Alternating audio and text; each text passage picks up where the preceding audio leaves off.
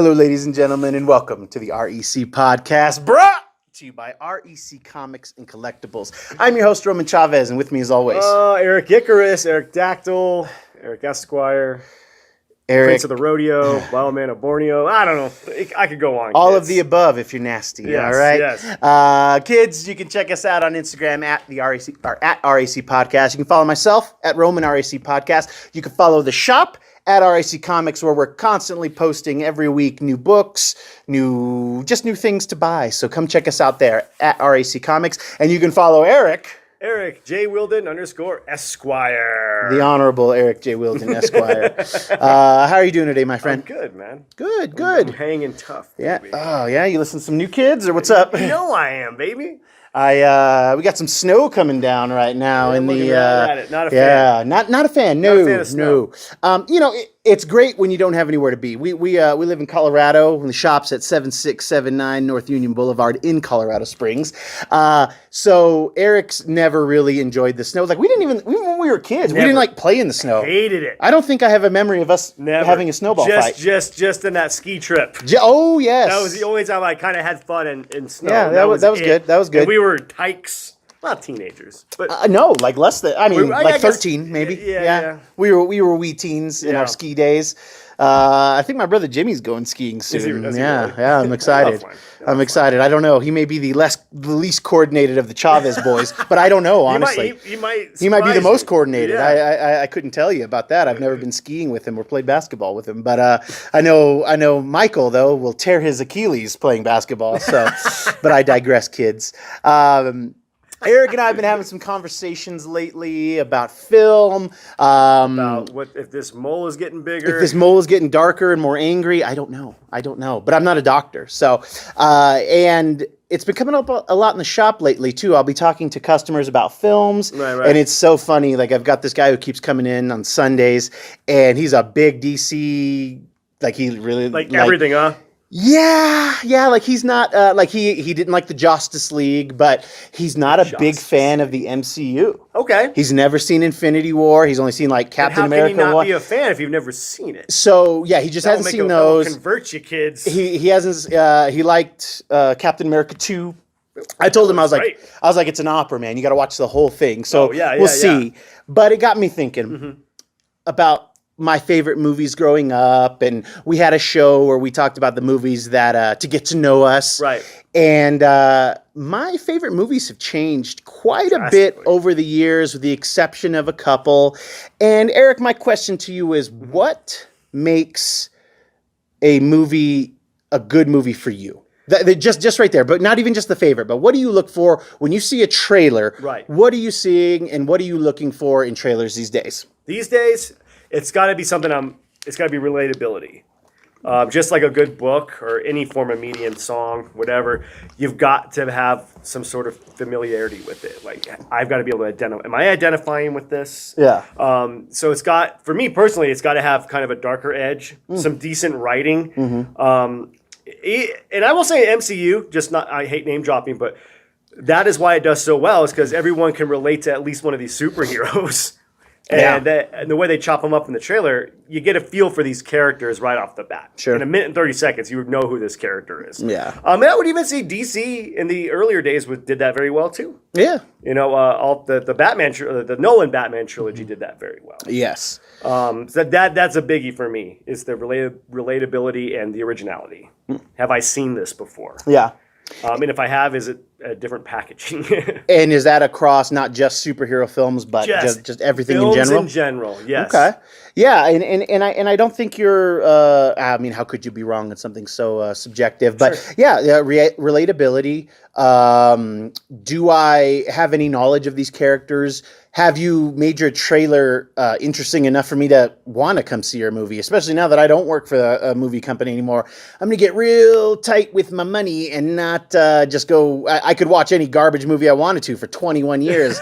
So now it's like, man. Yeah, I took that for granted too. I know, dude. Just barely paying for movies for more than half of our lives. How many times I paid for movies? It made me look like a boss on dates, though. I'm like, oh, baby, we're going around the back. Yeah, coming around the backside on this one.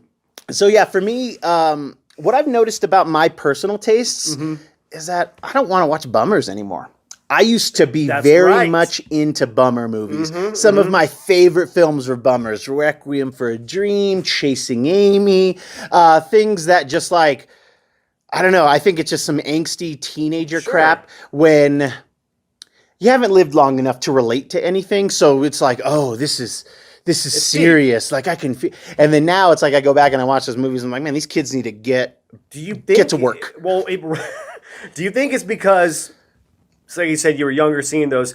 Was it a longing to have those feelings? Was it like, I want to, in a weird way, experience what these characters are going through, what this movie is saying? Not like in a Requiem for a Dream, like I want to get hooked on drugs and ruin my life sort of way, but Chasing Amy is a good example. We all have to go through heartbreak. Do you think it's a subconscious, like, I'm longing to have that experience to maybe relate to the movie better, but being older, you've gone through that stuff. And now it's like, yeah, I went through it, and then is it like a painful reminder? Is it, oh, my story was better?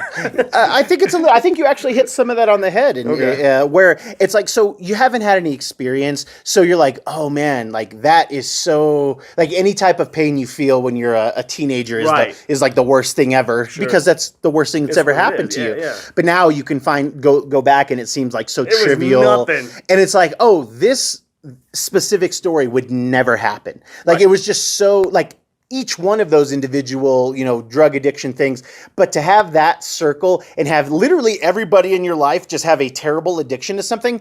Well, through my life. Okay, right. Well, it depends on the circles you run in. Agreed. So that's what I mean. I think there was a part of me that was like, oh man, like life gets really hard later. Rough, like what am I going to get addicted to?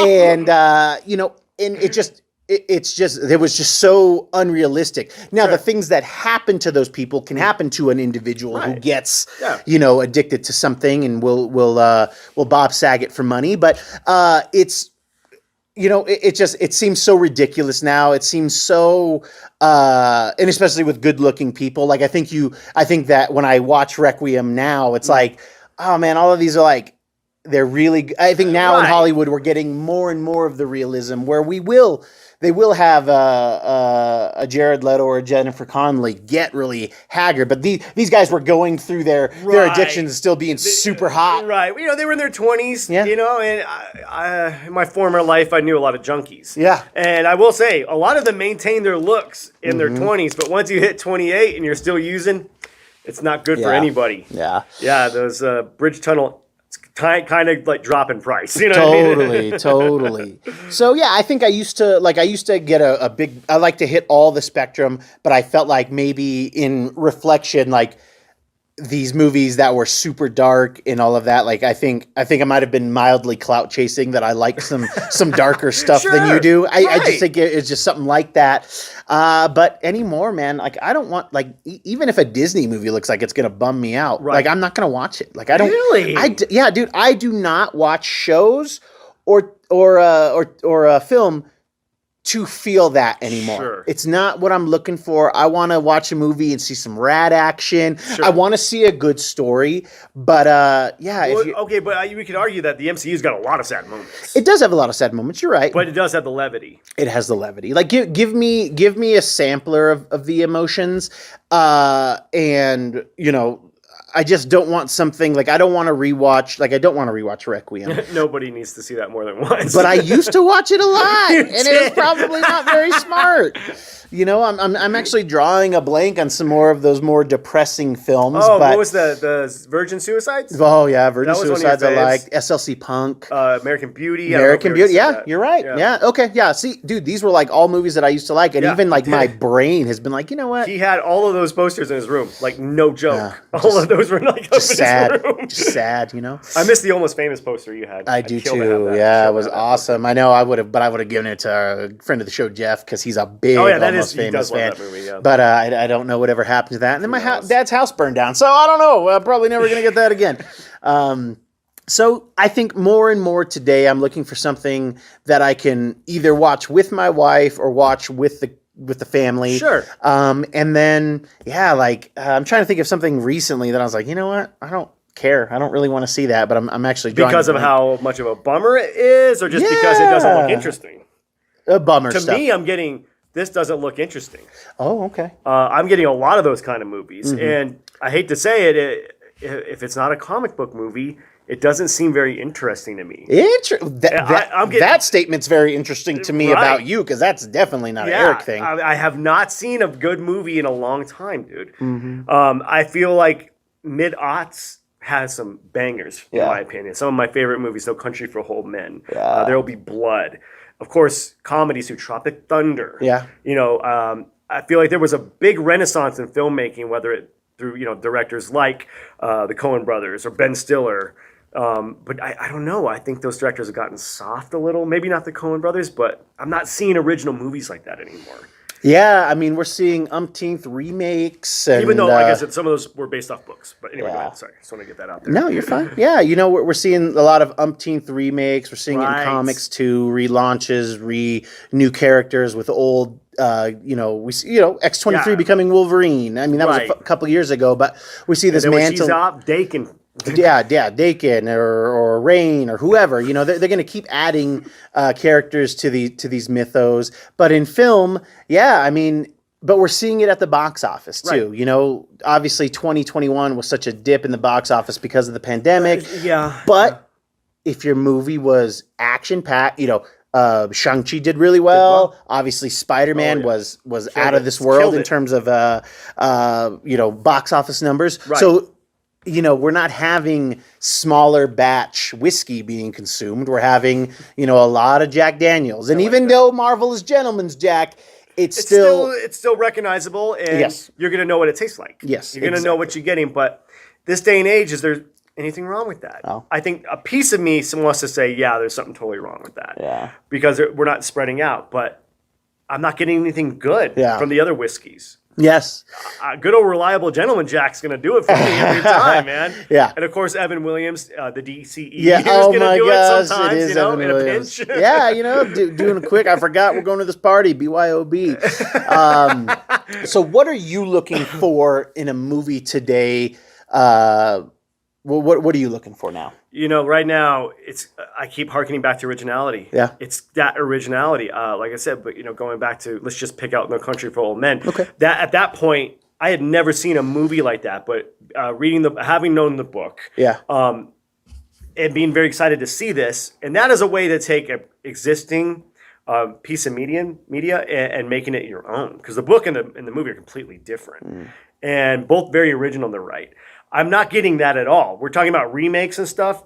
Technically, that is kind of a remake-ish. You know, it's based off of an existing property or adaptation. Rather. We're and now adaptations are a dime a dozen, and they're not. They're so paint by numbers. Yeah. Like you know when the jokes are coming, you know when the action's coming. There's nothing hitting me anymore. Emotionally, visually, it's very awful. Yeah. Film's dying. I'm seeing better stories told on TV and Netflix and streaming. I think that's where the best stories are being told right now. I think the indie film and the small, like if you're not going to have a blockbuster, you're not going to make any money. There's going to be the outliers for sure, but like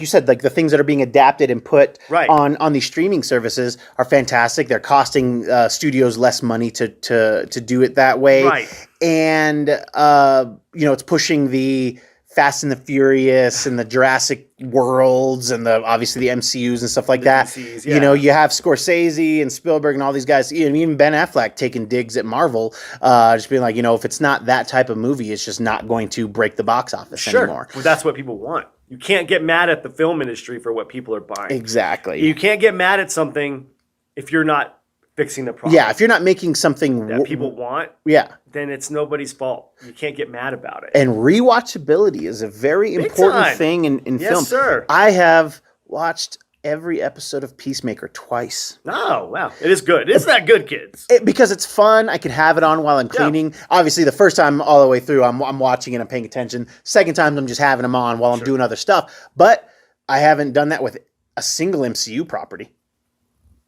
Because those MCU properties have been more bummers than Peacemaker has. Now, Peacemaker is a bummer, but I laugh out loud every single There's a levity. Week. That levity. Yeah. Even though the MCU Disney Plus shows had the levity. Yeah.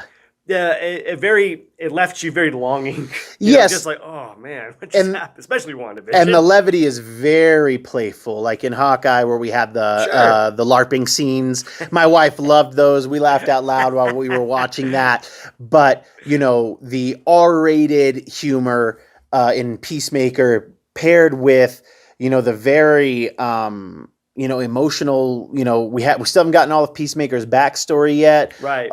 In the latest, or in episode 4, we had a very funny reference to something that was in my life. And I'll talk about it more on here later, but I want to make sure a friend of the show, AJ, gets caught up. Because as of yesterday, he hadn't watched it yet, and I don't want to spoil it for him. And Eric didn't catch it. I didn't catch it, but when he told me, I did go back and rewatch that and lost my stuff. It was too good.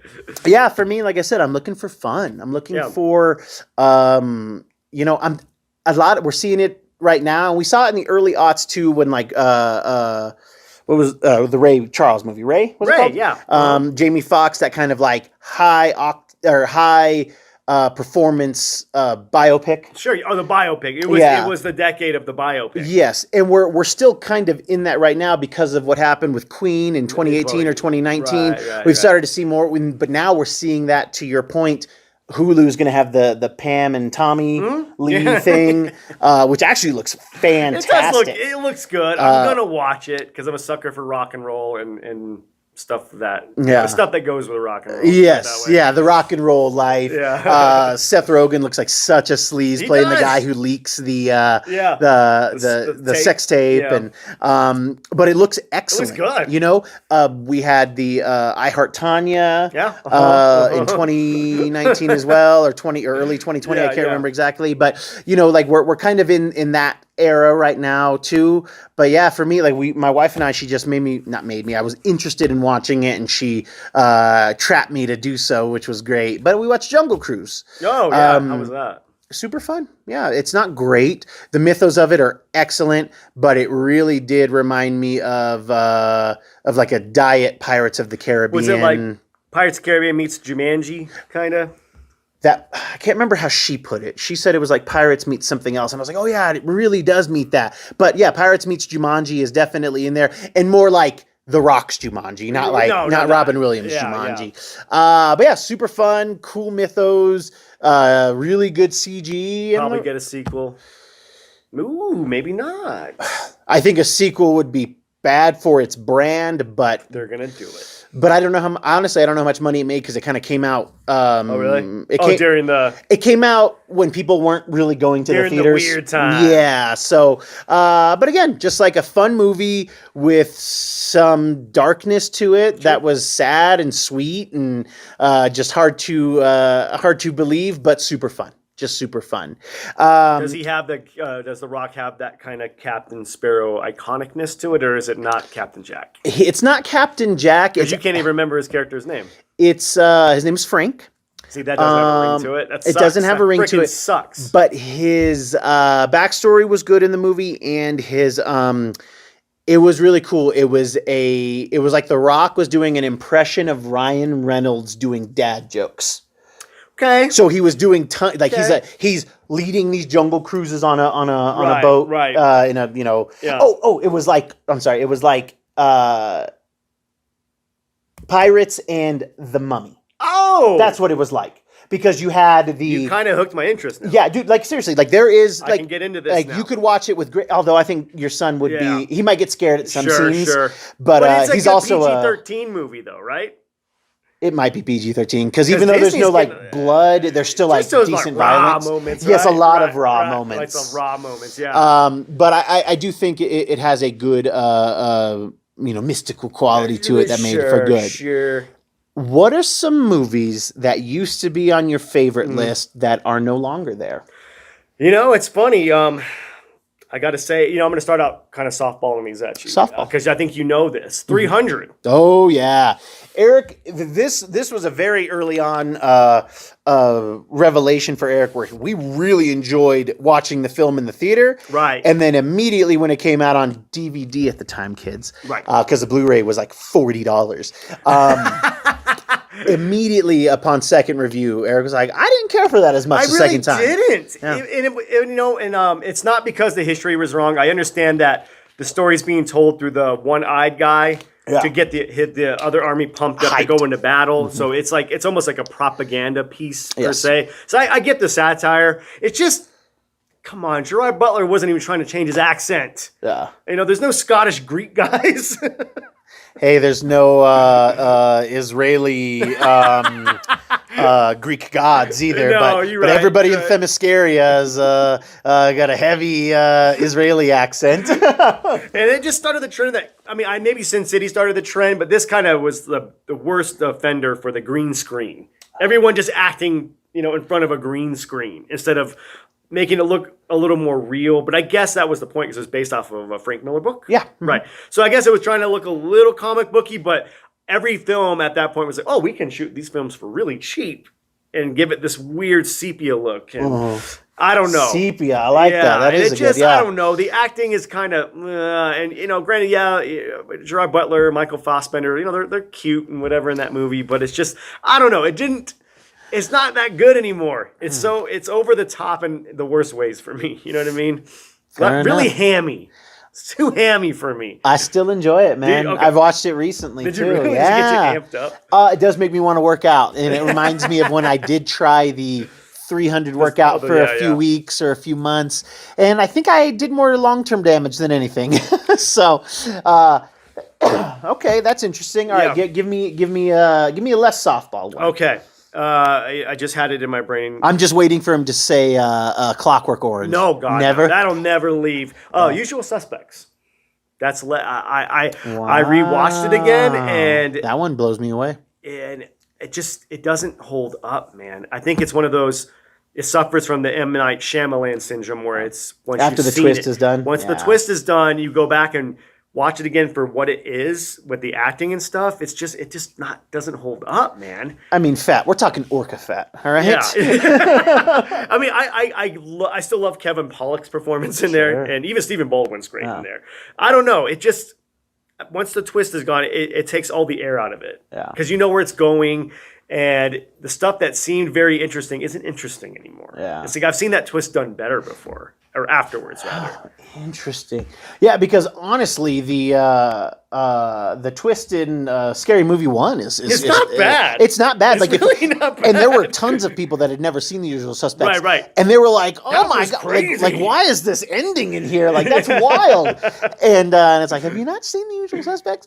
I watched Usual Suspects a few years back, and I still enjoyed myself. Yeah. But I mean, once the it loses a lot of that magic, but I still think it's a really solid story. I love watching it with people that don't know the ending. Right, that's when it kind of maybe makes it good again. Yes, gives it a nice shot in the arm. That's, I can tie it into another movie, Signs. Oh. I used to love Signs. I'm a sucker for extraterrestrial life movies and stuff.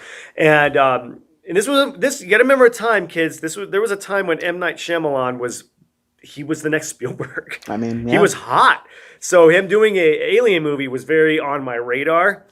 Rewatching it recently, that is one of the worst movies I've ever seen in my life. Like it. I didn't like it when it came out. He didn't like it right off the bat. Yeah. But rewatching it, I mean, the twist is god awful. Mm-hmm. I used to give it a pass. I was like, the ending sucked, but everything else in there was good. The scares are good. The effects are pretty well done. But going back on it, I'm like, this movie's garbage. It's so garbage. And then that twist ending makes it a billion times worse. And Kieran Culkin can't act. Oh, I like Kieran Culkin. Do you really? Oh, yeah. I mean, that scene where he's like, oh, his lungs were closed. His lungs are closed. Okay, fair enough. And that's a big one. That is a big. Because that was. I loved it. Was one of your favorite M. Night Shyamalan movies. It was. It might have been your favorite even next to Unbreakable. Okay, Unbreakable was still. Unbreakable is always good. I still love Unbreakable. It's still so good. That's never going to leave the list, man. I love to that point when you watch Split again, Split's not nearly as good upon second review. Especially when you watch Mr. Glass. Yeah, I like Glass. Glass or whatever it's just ruined not... Split for me, dude. Because you did not like Glass. Oh God, I hated it. Yeah. Did you kind of like it? Yeah. Like it's the worst of the trilogy, but it can be redeemed with more movie. That's the only thing. Like, I want to see more of that secret society at the end. Yeah. There were some good ideas in there. And that's the thing with Shyamalan. He's got great ideas, man. Yeah. Oh, yeah. You know, except for, again, I think the twist, and going back to Signs, what could have made the twist better? Just make them demons, not aliens. That would actually made the twist kind of make sense. He was a holy man. So all the water was blessed in there. And that's why his daughter left it out. So it would kind of go like, God has a plan. It would tie into that. Because I think that's what the movie was trying to say. But him being a holy person and everything in the house was like, the water was blessed. And the daughter leaving it out. Actually makes sense. Instead of like, oh, these aliens are showing up on a planet that's 70% water to what, kidnap people that are 80% water? Come on, Shyamalan. He's like, Merle, get them. I think they're Jewish. That's a Mel Gibson joke, kids. I have no problem with Jewish people. But I don't either, but Mel does. Mel does. I'm trying to think of the movies that really kind of used to be in my top, and I kind of touched on them a little bit in the beginning with some of those depressing films, but The Dark Knight. That's right. We should do this now. Let's do it. Dark Knight, guys. Got the poster here. It's right. Oh, I gotta. Sorry, in the camera. There we go. Right there. I mean, again, Heath Ledger's performance is fantastic, and all the characters do a really good job. But once I rewatch it, like it used to be my island films. Like if I could bring a Blu-ray player in 3 movies, it would be Pulp Fiction, The Dark Knight, and Avengers 1. Oh, Avengers 1. Oh, yeah, no, I did change it to Tropic Thunder because I wanted a straight comedy. Yeah, we did that on the show. Yeah. But now, Dark Knight's not really on there anymore. It's not even one of my... I don't even think it's in my top 10 favorite comic book movies anymore. No, and it's not in mine either. Yeah. Now, don't get me wrong. Keith Ledger's performance as the Joker is a top 3... maybe top 5 now, because the MCU has done such a fantastic job of bringing characters to life. Mess with that performance. It's so strong. It's so freaking strong. And then it makes you realize how flimsy the plot is in that movie. Yes. And how weak everything in that movie kind of is. I'm not trying to take away too much from it, because I know people love this movie, but seriously, go back and rewatch it. Yeah. And do yourself a favor and fast forward through the Heath Ledger parts and just watch the parts without Heath Ledger and tell me how good you think this movie is. Don't get me wrong. I think everyone hits it out of the park acting wise. It's just Batman Begins was so good. Yes. Batman Begins is my favorite Batman film. It's my favorite too. And live action obviously. Yeah, totally. But I did see a new The Batman trailer, and it made me more excited. It got me a little bit more excited. Okay. It looks, there was a strong 7 vibe to it, and I was good there. I'm good there. I'm good with there. So maybe we'll get something good from this. 7 used to be one of my favorite films. Still one of my favorites. Still really good. It's still really good because there's not another movie like it. Like nobody has what's a good duplicated, never replicated. Yeah. What is a I'm trying to think of what's another really good serial killer movie. Insomnia wasn't bad, but he wasn't a serial killer. Yeah, dude, I can't think of one. Yeah, there's not. Because everyone I'm thinking of is like a hitman. Yeah, like Red Dragon. Red Dragon's Red good. Dragon, Red Dragon is but good. it's not even really. You don't really even think about it as a serial killer, you really but don't. he is. He is. Yeah. I'm trying to think of some comedies. Oddly enough, comedies have really stayed strong for me. Me too. The comic book movies, some of those have gone the wayside. What are some new favorites to your list? Man. Yeah. Oof. Like what has taken the place of Signs? Has anything kind of moved up, or you're still looking? I think I might have to I might have to go back and re-listen to our movies to get to know us episode. Yeah. See what's come in and out of there, Mm-hmm. because I can't even remember the movies that I had, except for maybe my top 2 or my top 3. But we did say in the episode, movies for us, they will come and go. Yeah, they're like a playlist. Yeah, they're like a playlist. Yeah. You got your faves at the top, but then you got the ones that are take that out, put this one in. Yeah. Yeah, I might have to think about that one, homie. I really, we might have to come back to this. But, again, I really think I'm more excited about TV shows and miniseries, you know? And for me, True Detective kicked that off. Ooh, because that to me is a 8-hour movie, and it's in one of my favorite movies, dude. Sure. Even though it's a mini series, because for me, I think True Detective made it. It was like one of the first TV shows that made it cool to be on TV. Like, oh, you can be a big name actor, and it's good to be on TV now, or a mini series or whatever. You know, when you see somebody putting in the time and effort that they put into that show they just wove such a deep story. God, yeah. And I think that's why shows are starting to get a little bit more of an edge, is because, even, Hawkeye, I'm just going to, you're able to flesh out Kate Bishop. We got to see a lot of Kate Bishop. And you couldn't do that in an hour and a half. You can't. You needed the series for this. So I'm glad that we have people, Nick Cage, he's supposed to be doing some show on. He's going to be doing a show, I think, on Amazon, but I'll have to vet that. But he's going to be making his first TV show, and Keanu Reeves is in talks to do some type of television show too. So it's like people want these actors who have done such a great job doing these performances, they also want to flesh out these characters. I'm sure Jeremy Renner was like, oh man, I got to take Hawkeye a place that I had never been able to take him. Yeah, totally. And some of my new favorites, like you said, they are MCU properties. Sure. You have the Winter Soldier, which is not just that could just be a spy story. Captain America 3, Civil War is so solid. That's just Avengers 2.5. Yeah, Avengers 2.5, so good. I was telling that customer, I was like, if you haven't seen, Civil War, if you want to talk about dark material, all of the stuff with Tony's parents and what actually happened, and Cap kind of helping cover this up a bit, that's dark stuff, man. And it's really dark stuff. Even just the scene with Tony and that mother. Yeah, down there, right into 10 minutes of that movie, it crushes you. Yeah. When people tell me that the DC fans, they're big advocates, say Marvel, they're so happy-go-lucky, I point them at Civil War and say, you tell me if you think DC would have the cojones to do this. Yeah. And then when Marvel is dark, they're also sad. Whereas when DC is dark, they're just really dark. Well, DC's just angsty. Angsty. Yeah. Yeah. Except for Wonder Woman. Yeah. And Aquaman was a little angsty, but that was the point of the story, I think, was him to be angsty and then become the person he's supposed to be. Yeah. Wonder Woman is definitely or Aquaman definitely a teenager. Yes, very much so. You know what movie? Do you still like Independence Day? Yeah, I still like it, but it's not one of my favorites. The first hour is good. Then once it gets to them getting to Area 51, I'm like, oh God. I like the Area. Judd Hirsch. Oh, you're such a character. For my David. I love Indiana Jones. Or Indiana Jones. You'd all be dead if it wasn't for my David. Yes, Judd Hirsch. Man, is Judd Hirsch still alive? He can't be. He can't be. He can't be. I'm going to have to check, man. Yeah, Jeff Goldblum, was good that was the last time Jeff Goldblum was felt young and good looking. Sure. Now he's just this handsome silver fox, Yeah. But he was still because now he kind of seems weird. He bought into the Jeff Goldblum brand. He's going into the eccentric. Christopher Walken school right now. Where they're just they're becoming their caricature. Yeah, you know what I mean? Yeah. That's what it is.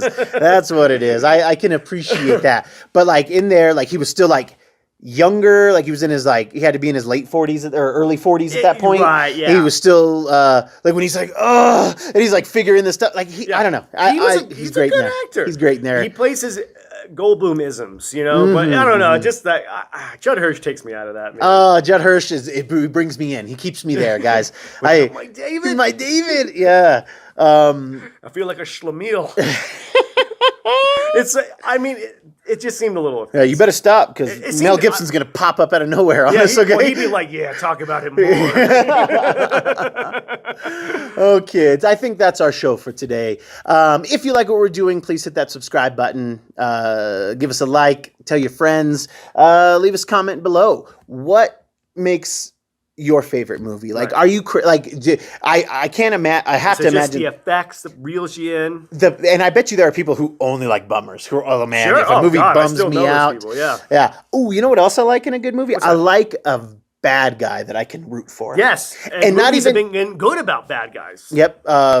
obviously Keanu Reeves is a bad guy in John Wick. Like, he's not a good person. He's not. And then what was the drug movie that I really liked with McConaughey last year or the year before? Oh God, Lock, Stock, and Two Smoking Barrels guy. Guy Ritchie? Guy Ritchie movie. Oh my God, what movie was that called? I loved it. And it was good. It was so good. And I mean, again, he's a bad guy in And he's so good. Oh my The Gentleman? God. Gentleman. Yes. That's it. Gentleman was so good. Underrated. And and I mean, you want There's more McConaughey's of a gray area now. As far as what's a hero and what's a villain. Yeah. And I hate to keep name dropping, the MCU kind of spearheaded this. It's like, you're only as good as your villain. Mm-hmm. You know, what are the villain's intentions? Is it something where, like, I kind of side with you a little bit, you know? Yeah. I still see bumper stickers that says Thanos was right, you know? It's so hilarious, man. It's so hilarious. But yes, give us a subscribe. Let us know what you think of the show. Eric, do you have any final thoughts for us today? I just want to get home alive. Yes, the snow. It is snowed probably, I don't know, 2 inches since we started. Inches, so we're going to get out of here, kids. Thank you so much for watching. Thank you for listening. I have been your host, Roman Chavez. I'm so Erik Icarus. And we will catch you on the next podcast.